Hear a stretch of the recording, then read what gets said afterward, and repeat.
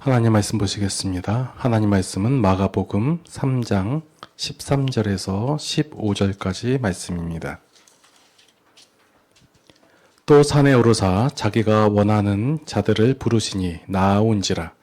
이에 12를 세우셨으니 이는 자기와 함께 있게 하시고 또 보내사 전도도 하며 귀신을 내쫓는 권능도 가지게 하려 하심이로라. 아멘.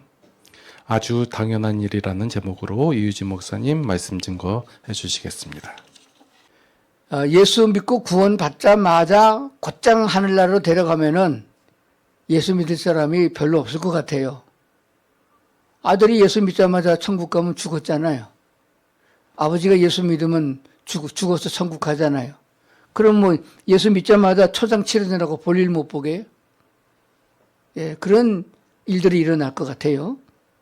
그럼 예수를 믿어서 구원받은 사람을 육신적으로 더 살게 해 주셔서 인간의 수명이 다할 때까지는 살아있어서 교회를 나가게 하고 말씀을 듣게 한다 그 말입니다.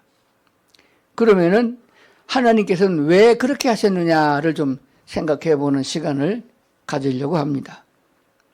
사람으로 태어났으면은 사람다운 사람이 되기 위하여 기초적인 공부를 합니다. 옛날에는 밥상머리 교육이라고 그랬어요. 밥을 먹으면서 어머니 아버지가 자녀에게 그렇게 하면 안 된다 하고 기초적인 것을 가르칩니다. 밥 먹을 적에 쩝쩝 소리를 내고 먹거나 밥 먹을 적에 옆으로 기대서 먹거나 또 어른이 숟가락 들기 전에 먼저 먹는다거나 옛날엔 그걸 먹는다고 안 그랬어요. 처먹는다고 그랬어요. 개나 돼지는 그런 거 안 가리고 먹을 것만 주면 막 먹잖아요. 그건 처먹는 거예요. 사람은 그렇게 하면 안 된다 하는 것을 가르칩니다. 그리고 사회 사람과 더불어서 같이 살게 되는 공부도 하게 됩니다. 친구를 사귈 적에는 어떻게 해야 된다. 남의 것 빼앗지 말고 내 것이 아닌 건 가져오지 말고 기초적인 것을 학교에서 가르치지 않는 것을 윤리와 도덕적인 것을 가르치고 있습니다. 또 걸어갈 적에는 어떻게 걸어가야 된다. 또 교통신호는 어떻게 지켜야 된다 하는 것도 부모님을 통해서 또 형님들이나 누나들을 통해서 배우게 되는 것입니다. 그리스도인들은 예수를 믿는 사람들이에요. 하늘나라에 갈 사람들입니다. 천국에서 영원히 살 사람들이 맞아요. 그러면 이 땅에 있는 동안에 당연히 해야 될 일이 많이 있습니다. 그 중에서 꼭 해야 될 일이 있는데 교회에서 별로 강조를 안 합니다. 그게 뭐냐 그러면은 예배를 드리는 것과 전도를 하는 일이에요. 자, 오늘 본문에 있는 말씀 예수께서 제자들을 부르신 장면을 기록하고 있습니다. 자, 우리말 성경으로 된 것을 먼저 한번 보겠습니다. 또 산에 오르사 자기가 원하는 자들을 부르시니 나온지라. 이에 12를 세우셨으니 이는 자기와 함께 있게 하시고 또 보내사 전도도 하며 귀신을 내쫓는 권능도 가지게 하려 함이로라. 주보에 있는 번역을 한번 보겠습니다. 자, 공동번역 성경을 한번 보겠습니다. 예수께서 산에 올라가 마음에 두셨던 사람들을 부르셨다. 그들이 예수께 가까이 왔을 때에 예수께서는 12를 뽑아 사도로 삼으시고 당신 곁에 있게 하셨다. 이것은 그들을 보내어 말씀을 전하게 하시고 마귀를 쫓아내는 고난을 주시려는 것이었다.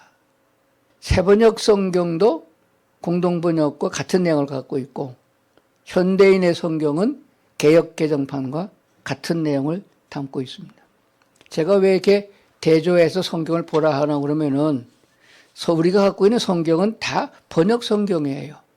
근데 번역하는 과정에서 시대를 따라서 번역을 알기 쉽게 번역하다 보니까 본질을 왜곡해서 잘못된 번역을 갖고 있는 게 있어요. 오늘 성경 중에서 정말로 잘못된 번역이 있습니다. 전도하게 하며 전도도 하게 하며 그러면 도자가 하나 더 붙으면 어떤 결과가 오나요?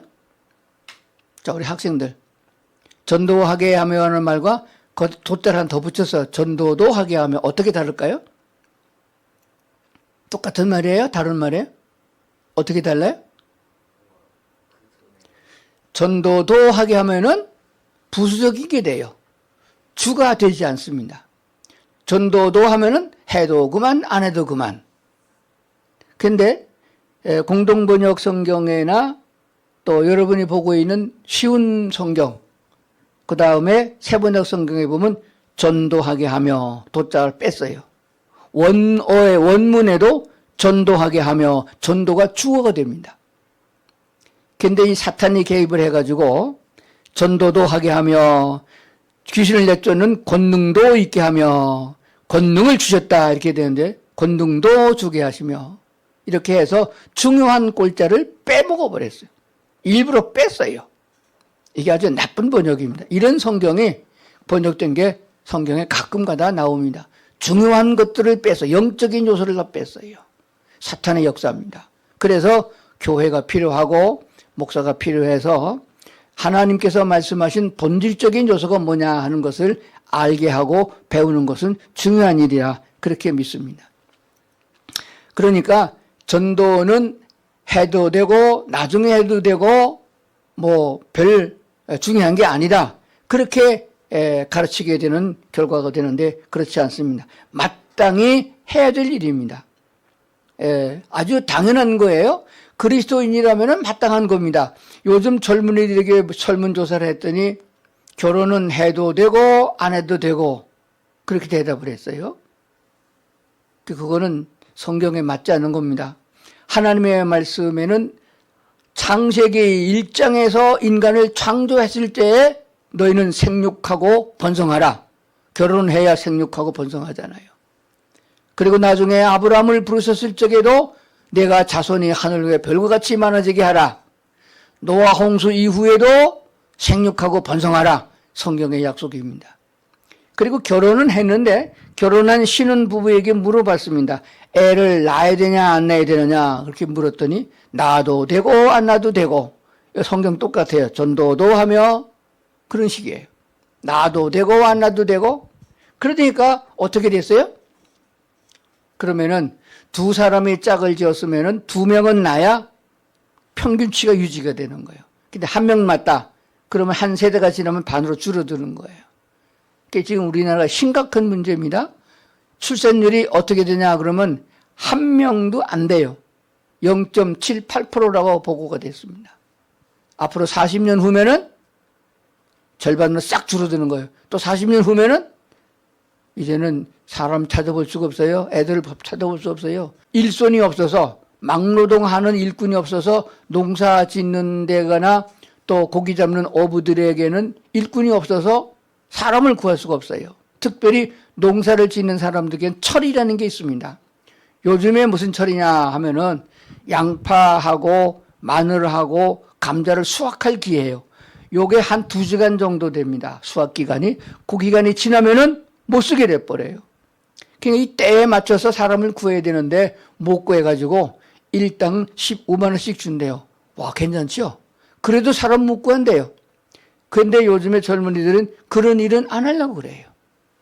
그런 일은 안 하려고 그럽니다. 도회지까지 나와서 승합차로다가 일당 15만 원씩 준다 그래서 데리고 갑니다.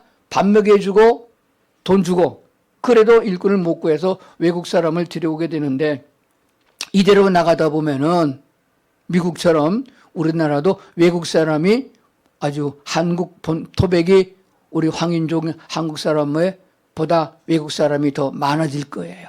그렇게 되면 문제가 보통 심각한 게 아니게 됩니다. 자기네 나라 문화를 들여오고 자기네 문화 종교를 가져오고 자기네들의 이념과 사상을 가져와 가지고 송두채로 나라를 바꿔버릴 경우도 있습니다. 교회도 마찬가지입니다. 유럽의 교회가 대형 교회가 지금 다 교인이 없어서 문을 닫았어요. 그래서 거의 대형 교회는 가운데 기둥이 없어요. 돔 형식으로 돼가지고 몇천 명이 함께 들어가서 예배 드릴 수 있는 공간입니다. 그거를 교회가 사람이 교인이 없어갖고 교회를 팔려고 내놓으면은 사는 데가 우리나라로 말하면 콜라텍 같은 거, 디스코장밖에 없다는 거예요. 술집이 되는 거예요. 교회가 팔려서 술집이 되어주고 춤추는 데가 되는 이런 나라가 지금 한두 나라가 아니다. 신앙의 자유를 찾고 정말로 하나님을 섬기고 싶어서 신앙의 자유를 찾아서 유럽을 떠나서 그 큰 바다를 건너서 미국에 가가지고 정착해서 미국을 만들었는데 그 미국도 지금 이렇게 타락하고 있는 거예요. 제가 이런 말씀을 왜 드리나 그러면은 너무 당연한 것들을 쉽게 여기고 그거 해봐야 돈 생기지 않는다. 요즘에 의대를 가려고 지원하는 학생들이 많이 있잖아요. 그래서 왜 법대나 뭐 그런 좋은 대학이 있는데 왜 의대를 가려고 하냐라고 물어봤더니 서슴지 않고 대답이 법관이 돼가지고 변호사나 판사나 검사가 되는 것보다 더 편하고 수입이 훨씬 더 많습니다. 의사 월급이 더 많습니다. 대기업에 취직하는 것보다 월급이 많습니다. 그러니까 돈을 따라가는 거예요. 그리스도인다운 그리스도인을 교육시키지 않고 교회에만 나오면 돼, 11조만 내면 돼, 교회 잘 안 나와도 괜찮아, 유튜브로 설교 들으면 돼, 헌금만 잘 내면 돼, 이렇게 돼버리니까 본질이 왜곡됐다 하는 것이 됩니다. 제일 먼저 우리는 하나님의 은혜가 무엇이냐, 하나님의 사랑이 무엇이냐 하는 것을 배우면서 하나님을 알아가는 것이에요. 하나님을 알고 봤더니 내가 죄인 되었을 때, 내가 이 세상에 태어나기도 전에 하나님이 나를 아셨고 나를 사랑하사 나를 구원하여 죄악이 가득하고 질병이 가득하고 공해가 가득하고 쌈박질이 많고 전쟁이 많은 이 세상에서 건져서 하나님의 나라로 인도하기 위하여 너의 죄사함과 거듭남의 역사를 주셨다 하는 것을 알고 내가 예수님을 나의 주로 영접합니다 라고 신앙 고백을 하고 예수를 믿어서 거듭났단 말입니다. 그래서 영생을 값없이 거저 얻었어요. 선물로 받았다. 에베소서 2장에 보면 선물로 주었다 이렇게 말씀하고 있습니다. 왜 선물로 주었느냐? 사랑하기 때문에 주었는데 선물 받은 사람의 태도가 고약하다 그 말입니다. 전도하게 한다는 말은 예수 그리스도를 전하는 것이에요. 내가 들었기 때문에 내가 예수를 믿었어요. 내가 성경을 보게 된 것도 누군가가 성경을 봐야 된다고 했기 때문에 성경을 보게 된 줄로 그렇게 믿습니다. 그러니까 누군가가 나에게 이런 은혜를 주었어요. 특히 우리나라 같은 경우에는 고대 역사를 보게 되면은 예수교가 들어오게 된 것은 2조 500년 끝자락부터 들어오기 시작을 했거든요.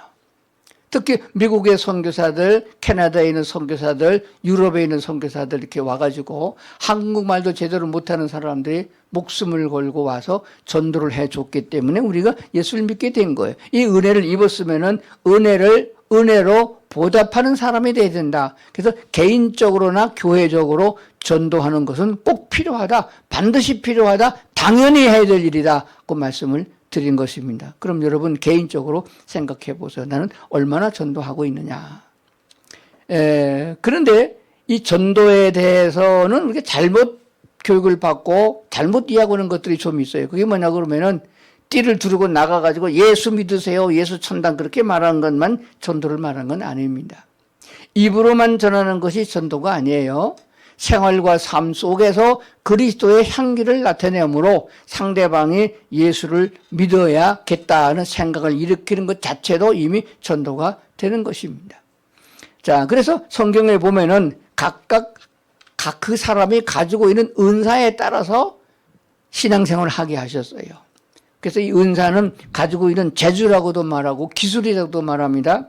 노래를 잘하는 사람은 찬양으로 영광을 돌리고 가르치는 은사를 갖고 있는 사람은 교회에서 학생들을 가르치고 전도의 은사가 있는 사람들은 나가서 전도하기도 하고 선교사가 되기도 하고 다양하게 각각 자기가 갖고 있는 은사대로 일을 하게 됩니다. 성경에 보면 어떤 얘기가 있나 하게 되면은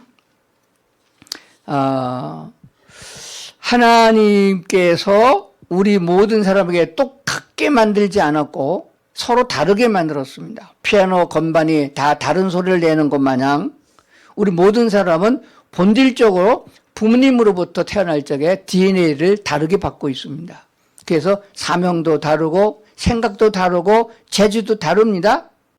평생을 살면서 하나님이 넌 요거 해라 그래서 그것만 하느라고 일생을 다 보낸 사람이 있어요.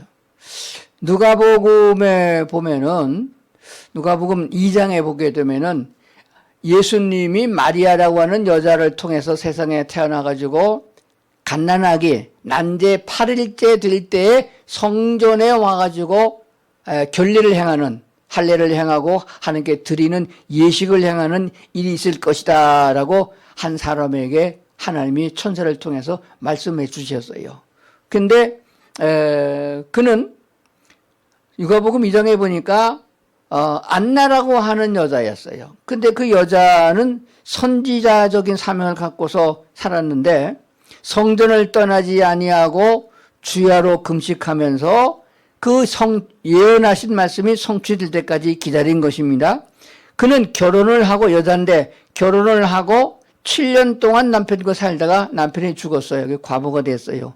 그리고도 그가 나이가 80이 넘도록 성전을 떠나지 아니하고 오직 하나님이 영이신 하나님이 육신을 입고 갓난 아기의 모습으로 성전에 들어오는 그를 기다리고 있었다고 말입니다. 밖에 나가지도 아니하고 다른 일 직업을 갖지도 아니하고 오직 성전에서 기도하면서, 그것도 금식하면서 때로는 그렇게 기도함으로 성전을 섬기다가 정말 예수님이 결례를 행하러 왔을 적에 그 성령께서 가르쳐 주셔서 바로 이분이 바로 메시아입니다라고 말했던 경우를 보게 됩니다. 그러니까 평생에 한 가지 일만 해도 그게 잘못했다 하는 것은 아닙니다. 가끔 가다가 등산을 가다 보면은 아주 사람이 가지 않는 오지 그런 산에 홀로 외롭게 피어있는 꽃 한 송이를 보게 돼요. 그 누구 보라고 꽃이 피었나요? 그렇게 어쩌다가 한번 사람을 만나서 참 이 산중에도 꽃이 피우다 예쁘다 하는 그런 것 때문에 꽃의 사명을 다하는 것이잖아요. 또 대를 이어서 씨를 번식하고 또 자라게 하잖아요. 그러니까 우리가 교회를 통해서 신앙생활을 하면서 나는 무엇을 하는 사람이냐, 나는 집에서 뭐 밥이라 해먹고 시집가서 뭐 애나 낳고 뭐 설거지나 하고 방청소나 하고 그렇게 해서 한 세월을 다 보낸다, 나는 아무것도 하는 일이 없다, 하나님께 쓰임받는 사람이 아니다 라고 말하는 사람들 아니에요. 그것 또한 하나님의 일이고 하나님께서 주시는 일입니다. 그러니까 무엇을 하든지 성심성의껏 해야 된다 하는 말씀이 되는 것이에요. 그러므로 예수님께서 제자로 부른 사람들, 오늘 본문에서 그 말씀을 어떻게 기록하고 있냐면은 또 산에 오르사 자기가 원하는 자들을 부르시니 그랬는데, 원번역성에는 예수께서 산에 올라가 마음에 두셨던 사람들을 부르셨다. 그러니까 전도가 되어져서 그가 예수님을 만나고 구원받는 데는 한 날 되는 것이 아닙니다. 한 번 전도로 되는 것이 아니에요. 여러 사람을 통해서 전도가 되는 것이에요. 부모님을 통해서, 친구를 통해서 조금씩 알아가면서 어떤 결정적인 계기에 성령께서 부르시면은 그가 부름에 응답해서 예수를 믿게 된다는 사실을 보게 되는 것입니다. 시몬 베드로의 부르심을 성경은 좀 자세하게 써주고 있습니다. 요한복음 1장에 보면은 제일 처음에 베드로가 예수를 만나는 장면을 써주고 있습니다. 1장 40절 41절에 보면은 요한의 말을 듣고, 여기 침례 요한이에요. 세례자 요한, 침례자 요한입니다. 예수님보다 6개월 먼저 태어난 예수님의 제자 요한이라는 사람이 복음을 전했습니다. 내 뒤에 오시는 분은 나보다 능력이 많으신 분이다. 나는 그분의 신발을 끈을 풀기도 감당치 못한 낮은 자다. 그분이 오면은 우리를 해방할 것이고 자유를 주실 것입니다. 그분이 메시아다. 하나님이 약속한 것입니다. 하는데 그 요한의 제자들이 있었습니다. 그 요한의 말을 듣고 예수를 따라가는 두 제자가 있었습니다. 요한의 제자였는데 요한의 말을 듣고 예수님을 따르는 제자가 있었다고 성경을 가르치고 있습니다. 그 두 사람 중에 하나는 시몬 베드로의 형제 안드레라는 사람이에요. 안드레가 먼저 예수님을 만났어요. 그래서 안드레가 예수님을 만나보니까 구약 성경부터 예언됐던 메시아가 맞는 것 같아요. 그래서 제일 먼저 가가지고 달려가서 자기의 형제인 베드로를 예수님께로 데리고 오는 장면이 41절에 써주고 있습니다. 그가 먼저 자기 형제 시몬을 찾아, 시몬이 원래 베드로의 원 이름이에요. 시몬을 찾아 말하되 우리가 메시아를 만났다 하고, 메시아는 번역하면 그리스도라 하는 말. 그리스도라는 말과 메시아라는 말은 꼭 같습니다. 코리아라는 말과 대한민국이 같은 말인 줄 그렇게 생각하면 돼요. 그래서 그가 먼저 자기 형제 시몬을 찾아서 우리가 메시아를 만났다고 하니까 그를 데리고 예수께로 왔어요. 42절에 보니까 데리고 예수께로 오니 예수께서 보시고 이르시되 내가 요한의 아들 시몬이니 장차 게바라 하리라. 게바라는 말은 번역하면 베드로라는 말이 됩니다. 그러니까 요한복음 1장에서 안드레가 자기 형제인 시몬 베드로를 예수께로 데리고 나와서 예수님께 인사를 시켰어요. 그때 예수님께서 베드로를 보시고 베드로의 마음을 보시고 앞으로 반석 같은 베드로가 되겠다. 그래서 베드로라는 이름을 줬다고 그랬어요. 그리고 베드로가 예수님을 따라가는 제자가 되느냐? 아니에요. 그냥 또 여전히 고기 잡는, 갈릴리 바다에서 고기 잡는 어부일을 했다 그 말입니다. 그게 이제 누가복음 5장에 가서 보면은 예수님께서 무리들을 모아놓고 그 갈릴리 바닷가에서 전도를 할 때입니다. 사람이 너무 많이 모여가지고 둘러싸여서 말을 전달할 수가 없었어요. 그때 마침 베드로가 고기를 잡고 밤에 고기를 못 잡아가지고 그물을 싣고 배를 바닷가에 대려고 하는 것을 보셨어요. 그래서 베드로에게 배 좀 빌려달라. 그래서 배에 앉고 무리들은 언덕에 쭉 해변에 모래사장에 쭉 앉아가지고 설교를 듣게 된 거예요. 설교를 다 마친 다음에 예수께서 베드로에게 고기 한 마리도 못 잡았지 밤새도록 깊은 데로 가서 그물을 내리라고 말씀하셨더니 베드로가 우리가 아주 바닷가에서 뼈다가 굵은 사람이고 고기 잡는 데는 아주 통한 사람인데 이럴 때 가끔 있습니다. 밤새도록 고기 잡은 데 못 잡았습니다만은 예수님의 말씀에 순종하여 말씀에 의지하여 그물을 내리라 하고 그물을 내렸더니 그물이 찢어질 만큼 고기를 많이 잡았어요. 그래서 그가 고기를 너무 많이 잡아서 힘이 많아 그물이 찢어지는지라 시몬 베드로가 이를 보고 예수의 무릎 아래 엎드려 가로되 주여 나를 떠나서서 나는 죄인이오시다. 자기가 죄인임을 깨닫게 된 거예요. 이 바다의 고기를 잡는 건 사람의 재주로 잡는 것이 아니고 하나님이 주인이다. 예수님이 바로 그 하나님이다 하는 것을 영적으로 깨닫게 된 거예요. 그래서 그때 예수께서 시몬 베드로에게 말하기를 무서워하지 말라. 이후로는 내가 사람을 취하리라 하시니 그들이 배를 육지에 대고 모든 것을 버리고 예수를 따르니라. 그러니까 형제 안드레가 예수님께 베드로 소개했을 적에는 베드로가 안 따라갔어요. 세월이 한참 지나가고 그래서 이 고기 잡는 이 사건을 통해서 베드로가 확실히 깨닫고 그리고 예수님을 따라가서 제자가 됐다 하는 것을 제가 말씀을 드리는 것은 내가 그냥 툭 하면서 야 인마 교회 좀 다녀 예수 믿어 예수를 믿어야 구원받아 그렇게 한마디 한 것도 하나님이 기억하고 있다가 어느 때가 되면은 때를 맞춰서 그도 믿고 구원받을 수 있게 한다 하는 진리를 말씀을 드리는 것입니다. 이사야서 55장에 보면은 이런 말씀이 있어요. 아주 오래전에 이사야 예언자가 한 말인데 이는 비와 눈이 하늘로부터 내려서 그리로 돌아가지 아니하고 땅을 적셔서 소출이 나게 하며 싹이 나게 하며 파종하는 자에게 종자를 준다. 하늘에서 비가 내리면은 그죠? 하늘에서 비가 내리면은 비나 눈이 오게 되면은 그게 그냥 흘러서 냇물되고 강물되고 바다로 흘러가서 없어지는 게 아니다. 일단 하늘에서 비가 눈이 내리게 되면 그리로 거꾸로 되돌아가지 않고 결국은 돌아가죠. 바닷물 됐다 증발돼서 산을 올라가잖아요. 그러니까 그 과정 속에서 뭐가 있냐? 식물이 자라게 하고 열매를 맺게 하고 자라게 하고 열매를 맺게 한다. 그와 같이 종자를 주며 먹는 자에게 양식을 준 것과 같이 하나님의 말씀이요. 내 입에서 나가는 말도 이와 같이 헛되이 내게로 돌아오지 아니하고 나의 기뻐하는 뜻을 이루며 내가 보낸 이 일에 형통함을 이루리라 말씀을 주신 거예요. 이게 구약성의 이사야서 55장 10절과 12절 말씀을 제가 읽어드린 거예요. 그러니까 하늘에서 눈과 비가 오면은 그냥 흘러가는 것처럼 생각하는데 그게 아니다. 결국은 하늘로 되로 돌아가지만은 그 과정 속에서 냇물이 되고 토지를 적시고 하면서 그게 식물이 자라게 하고 열매를 맺게 하고 그래서 그것을 먹는 사람에게 유익을 남기는 것과 같이 하나님의 말씀이 주의 종들을 통해 이사야 선지를 통해서 전달되고 오늘날 주의 종 목사님을 통해서 말씀이 설교되는 것이 듣게 되면은 그런 결과가 온다. 말씀이 가면은 그냥 흘러가는 것이 아니라 우리에게 싹이 나게 하고 자라게 해서 열매를 맺게 하고 우리를 유익하게 한다, 형통하게 한다는 말씀을 주고 있는 것이에요.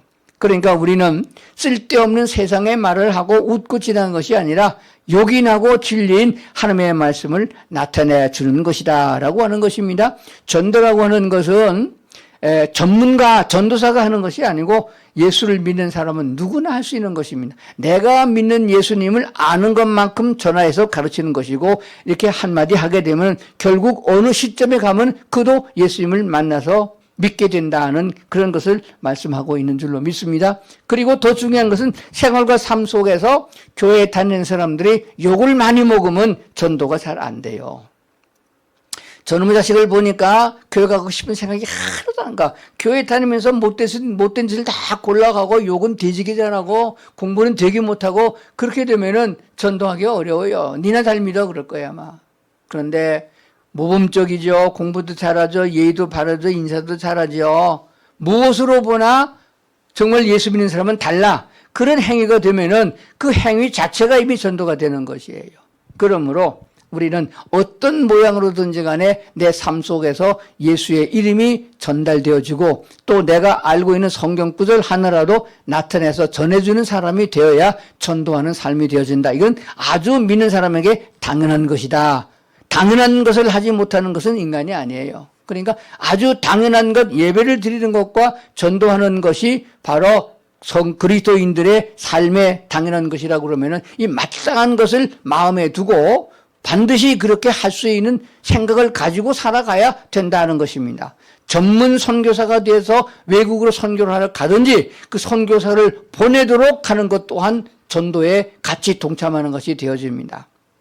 그러므로 우리가 적은 돈이라도 조금씩 모아서 교회 선교비로 내게 헌금을 하게 되면 그것이 모여서 외국의 선교사를 지원하기도 하고 국내 선교사를 지원하게 돼서 간접 전도가 되어지는 것이 되어집니다. 그러므로 교회의 사명은 그냥 모였다가 흩어지는 것이 아닙니다. 우리를 믿음이 자라게 하시고 또 하나님의 그 귀한 말씀을 전해서 예수 믿는 사람이 많아져서 천국에는 백성들이 조금 있는 것이 아니라 아주 거룩한 백성들로 가득 채워지는 충만한 숫자가 채워지는 그런 역사를 이루기 위해서 우리를 세상에 두시고 교회를 통한 신앙생활을 하셨으니 이 사명을 잘 감당해야 하는 교회와 성도들이 될 수 있기를 주의 이름으로 축원합니다. 기도하시겠습니다. 하나님 아버지, 마땅히 해야 될, 당연히 해야 될 일을 우리가 게을리하거나 삶에서 그것을 나타내지 못할 경우가 많이 있습니다. 오늘 말씀을 마음에 새기고 우리들이 그 일에 동참할 수 있는 저희들이 되게 하여 주옵소서. 조금만 더 절약하고 조금만 더 마음을 써서 하나님이 기뻐하는 복음을 전하는 일에 우리가 쓰임받도록 우리를 사용해 주시기를 원합니다. 주께서 주시고 주께서 힘 주시고 능력 주시고 권능을 주셨으므로 예수의 이름을 증거하고 삶 속에서 예수를 자랑하게 된 것을 믿습니다. 이런 생활이 우리 가정 속에서 직장과 학교 속에서 일어날 수 있게 하시고 그러므로 하나님과 더불어 기뻐하고 즐거워할 수 있는 저희 모두 되도록 도와주시옵소서. 예수님 이름으로 기도드리옵나이다. 아멘.